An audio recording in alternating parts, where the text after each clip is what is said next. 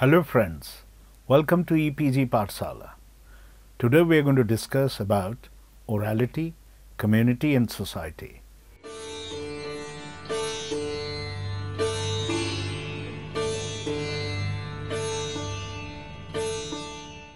This lecture is a part of your paper Community, Media and Society. It will not be an exaggeration if we suggest that Indian society even today is primarily an oral society. Although community radio and other media have not sufficiently gained due circulation in India, but Indian communities have been extremely talkative.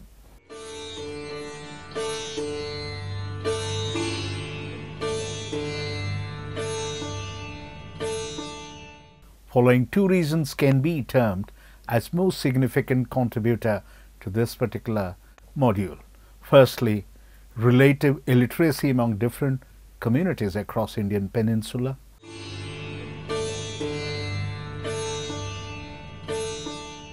This lecture, or in this module, argues that orality has a very important role to play in any community, and despite other tools available with the literate and or information society. Last but not the least, in this module you will learn and understand the regular interface between orality and other modes of communication, that is formal or official or legal, etc.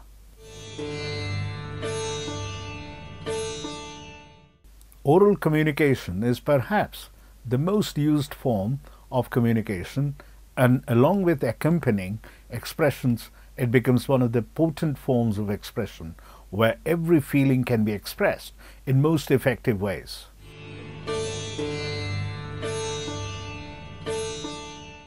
If not all of them, definitely most of the linguistic groups have a section of population which cannot read and write but find no difficulty in expressing their feelings, concerns, apprehensions, etc.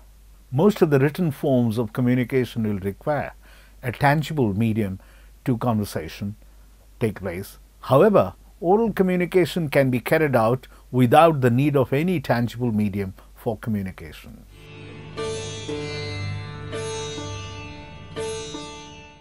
Formal official communication versus informal oral communication. It is a space where it's interesting to note that with the onset of literacy and dominance of print media, written became the formal and official mode of communications. Oral testimonies were being put to words, and similarly oral orders or command were valid if supported by the written documentation.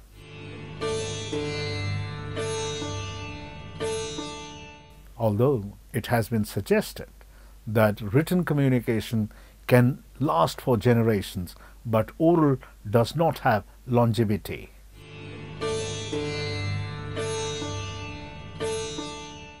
Any student of communication history will contest that and will argue that oral communication lasts as much or more than the written documents. There are traditions which communicate orally and insist that the purity or sanctity is maintained only in orality.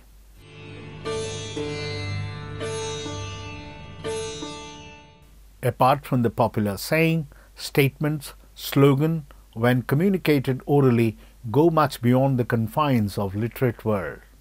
As scholars like Romila Thapa and others have pointed out, that Vedic hymns were composed and handed down orally over many centuries. Even after writing became current in the 3rd century BC, these compositions continued to be recorded orally for some time, as they are even to this day in some places.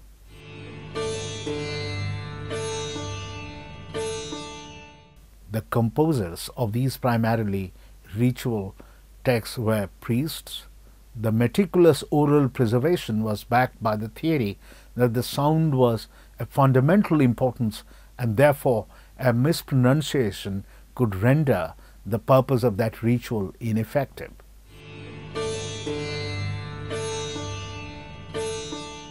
A comparison in terms of permeation of the themes and contents between Vedic hymns and epics like Ramayana and Mahabharata is necessary at this point.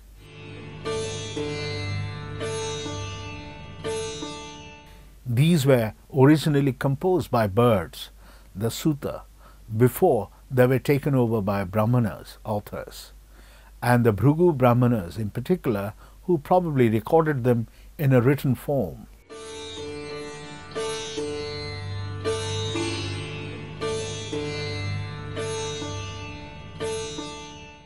The birds wandered from place to place, reciting their compositions at the large sacrificial rituals conducted by the Rajas or at their gatherings.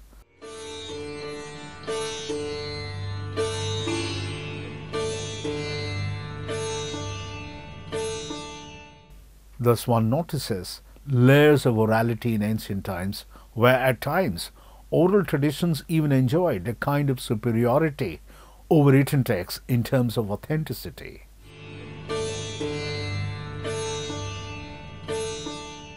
Although in contemporary times written has achieved invincible superiority in terms of authenticity, but significant relevance of orality cannot be and should not be undermined.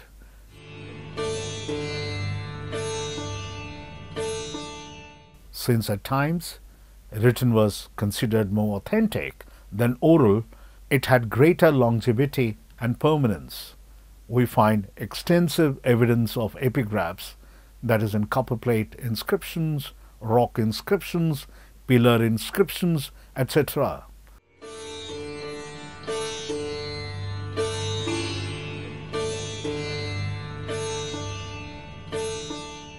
The reason as suggested above seems to be that epigraphs are usually contemporaneous to the events they speak of, and their information can be connected to a time and place.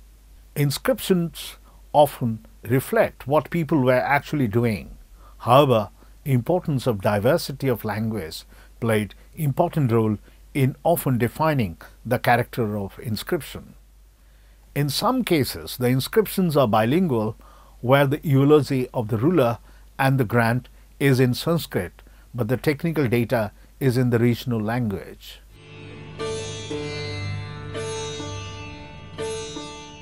Similarly, orality mediated between the written text and masses in times of low literacy.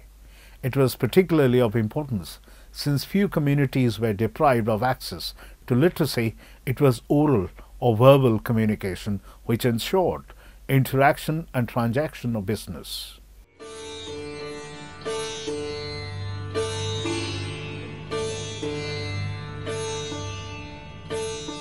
As is being argued, the importance of orality cannot be undermined even in the society with high literacy.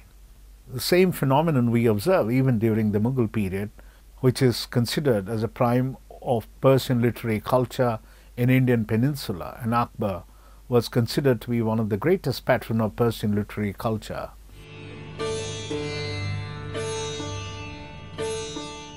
Moreover, Akbar also had made Persian as the official language of the empire, that is, for official communication. Persian was used or made a mandatory medium of communication.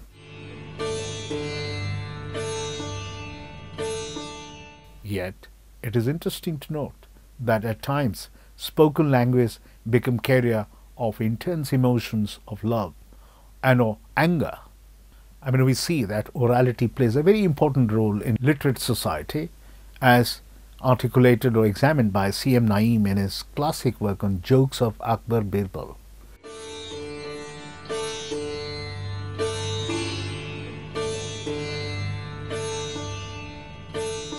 He has examined collections of Akbar Birbal jokes to understand the functions performed by jokes in a literate society. These jokes, which were circulated orally, helped in creation of multi-layered images of Akbar, Birbal and contemporary societies. Thus, apart from official court chronicle and other written texts, we get a glimpse of important role played by orality in pre-modern literate societies. Similarly, emergence, growth and spread of Urdu in Indian subcontinent is another case which testifies the oral written continuum. There were several languages which were spoken as well as written, be it Sanskrit, Persian, Braj Bhasha, Awadhi, Rajasthani, Gujarati, Bangla, Oriya, Telugu, Tamil, Kannada, Malayalam, etc. However, the grammar and script in a way restricted their spread. It was only with active patronage from rulers and elites that these languages could develop their literature and consolidated their possessions. I mean, in a way we can say it's suggested above. This also restricted their spread and defined their speakers. It is in such a situation that we see emergence and growth of Urdu. It attained a written form much later and continued in oral domain for a long period of time. The orality of Urdu was its strength and perhaps one of the reasons for its wider circulation from Deccan to Awadh. The script of Urdu is still debated and it can be very conveniently written in a Perso-Arabic script as well as Devanagari. Thus, it is important to notice that during pre-modern times, orality played a very important role, and given the low level of literacy, it was but natural to witness the domination of orality. This was most visible in rural communities where traditional wisdom was conveyed more easily and readily among the participants over generations. Agriculture in India is almost entirely dependent upon monsoon, and sustenance of primary producers, that is, peasants, is naturally dependent upon it, but even the secondary, in most of the cases, is directly or indirectly dependent upon the monsoon, that's on agrarian production. Understanding of the monsoon in ancient India to a large extent corresponded to the prevalent vision of cosmology. Meteorological observations were also colored by the people's vision of the cosmos, where the sun, stars and moon provided the tools to develop their almanac, the calendar. The Indian almanac was a manifestation of immaculate mathematics to calculate the relative position of numerous stars with respect to the sun and the moon. Examining the close relationship between the almanac and meteorological observation, as Zimmerman suggests, that it was believed that monsoon has 6 months long gestation period. Therefore, one can forecast more than 6 months in advance by examining the nature of clouds under a particular station of moon. Given the regular cyclic nature of celestial bodies and to a great extent even seasons, a correlation was in plain sight, which was and can be seen in popular sayings. These popular sayings mediated between textual knowledge systems carried through Panchang, that is the almanac, and realities as experienced by the peasantry. Predictions were carried out often on the movements of celestial bodies also. These include not only the sun and the moon, but also the other planets and stars. It is said that if in the month of Asad, moon appears either on Monday or Thursday or Friday, then it will rain.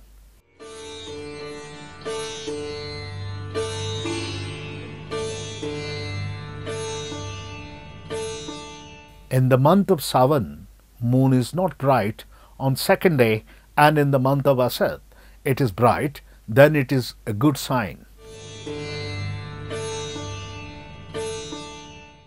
However, if moon rises before sun in these months, then it shall be drought.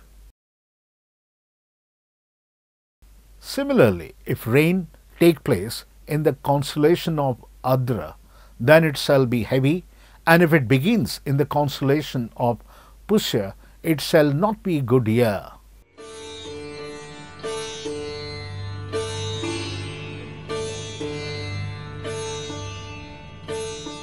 Similarly, an attempt was made by people to predict the rains for the forthcoming season on the basis of different natural features spread over the months of the year. In the month of Baisakh, on the day of a new moon in Vadi, and if it is in the constellation of Revati, it shall be a good year. If it is Aswini, it is average year, and if it is Bharni, then the year shall be drought. Thus, the significant role of orality in transmitting the textual knowledge as popular saying and vice versa is clear testimony to its importance and prevalence. Even today, peasants wait for the weather forecasts on their radio and plan their agricultural activities accordingly.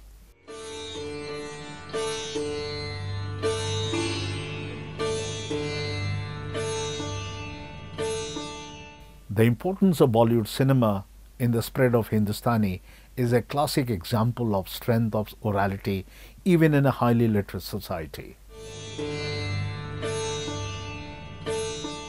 Influence of Bollywood stretches well beyond the confines of Indian peninsula and encompasses whole of Middle East.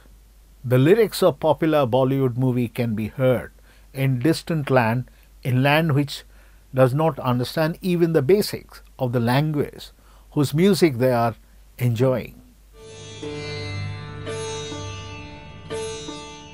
Written words can never imagine such a reach because written words require mediation of script, grammar, etc.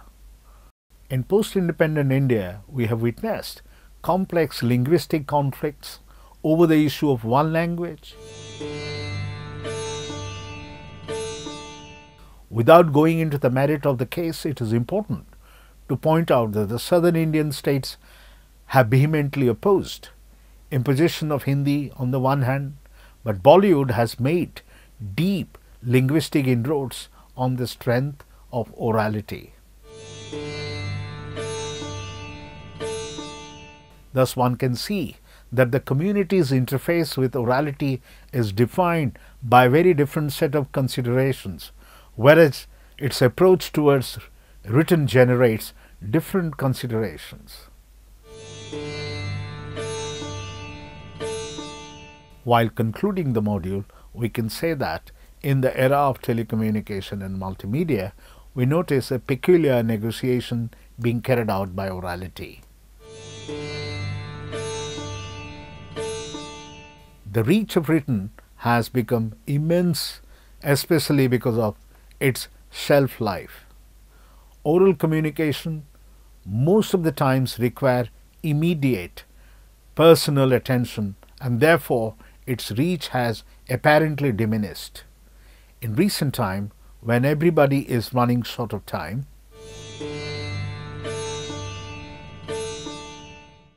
nevertheless, it is interesting to note that for personal messages, even today, oral communication is preferred. Text messages are used, but information are usually confirmed by oral communication. Recent survey on the telecommunication services being used by customers offered interesting fact that in India voice calls are still preferred mode of communication. A possible reason being relative illiteracy which hampers text-based communication. Moreover, listening to the person still has a favored position, and it is reminiscent of traditionally domination of oral culture in India. Different communities and societies, depending upon their familiarities and comfort with textual, have included it, but the primacy of oral communication in any society is still unchallenged. Do attempt the questions in the self-evaluate quadrant. For further reading suggestions, please refer to the third quadrant. Thank you.